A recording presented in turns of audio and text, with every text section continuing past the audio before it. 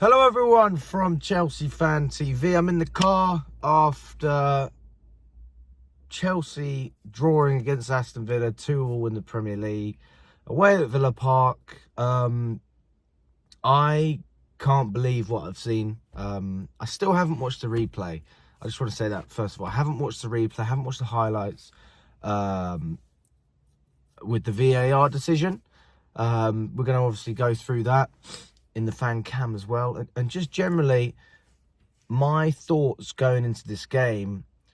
I had no real confidence that we were going to get anything out of this game. Now, when I saw the lineup, I wasn't as annoyed as I was when I saw the lineup against Arsenal. You know, from where we came with the cup final and the back line. I mean, that from top to bottom, that was the manager, that was Poch, and we lost that game, and it was an absolute disgrace. And the team and the manager, everyone deserved all the criticism thrown at them. But I've still been very lenient, I guess, patient. I believe that things can get better. And today, I would have said if we lost this match, I could understand Pochettino getting sacked. But the boys, they're clearly playing for him. And fair play to them, fair play to him. Whatever you guys want to say, you don't like the manager, that's fair enough. You know, not everybody has to appreciate what he does. I know his in-game management at times has been shocking, and there are decisions I can't understand. But I'm not a football manager. And I think that we are slowly growing into a team. And it's taking a long time. It's going to take even longer. But there is fight. There is still some quality, even though I don't think there's enough. Gallagher scored a great goal from outside the box, left-footed attempt. I mean, I never even saw the guy shoot with his left foot, let alone score a banger like that. So hats off to you, Connor. But I don't think that justifies people saying, give the man a new contract. Conor Gallagher's a good player. But I've never seen Conor Gallagher be a good player in a top team. And that's what worries me, is if this is the best we're going to see from Conor Gallagher in a mid-Chelsea team, and I still don't think he's good enough, to be honest with you, even though he's been one of our best players this season. That just shows where we are and what we need, and we need more quality, we need more depth. I think we've been very, very unlucky with the injuries we've had. Obviously, Thiago Silva, I don't know what the situation was him.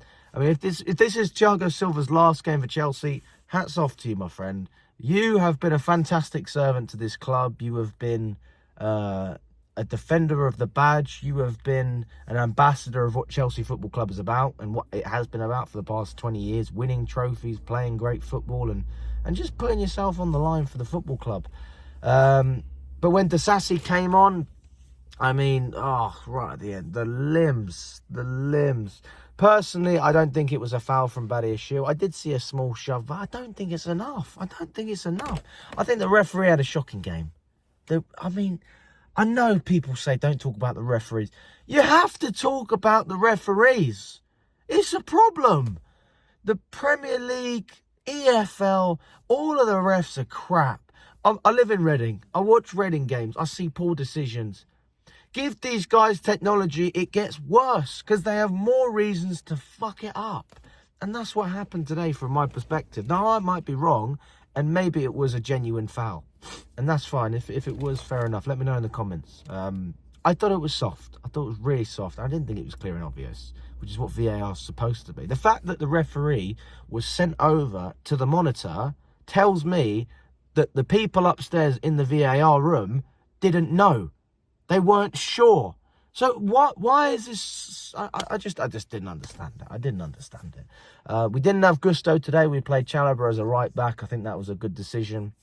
I was glad we played with Silva, and I thought Cucurella was pretty good as well today. Badiashile, I mean, it's a bit shaky, isn't it? Let's be honest. But I think it's difficult for everyone in that back line. It keeps changing. And I want to see some consistency. And if players can't stay fit, then it's really, really difficult to judge a back line when things are constantly changing. But we know our best players in that line. I think Cucurella, for me, is our best left back this season. Gusto at right back, unless James is fit. But I think if Gusto's fit as well, you'd probably squeeze him in on the left, if I'm being totally honest. And then Silva, for me, definitely a starter, still in this squad. And I think Levi Colwell. So there's a lot of players that are around. There's a lot of players aren't available. Obviously, Enzo Fernandez. Remember the free kick he scored in the last game. I hope he's doing well. He's had a successful surgery apparently. Yeah, Caicedo was trying everything in that midfield, and we were fighting, we were battling, we were winning a lot of duels, and we press high. You know, we put the Villa backline and the keeper under pressure, and we gave the players gave the fans something to shout about today, irrespective of the goals.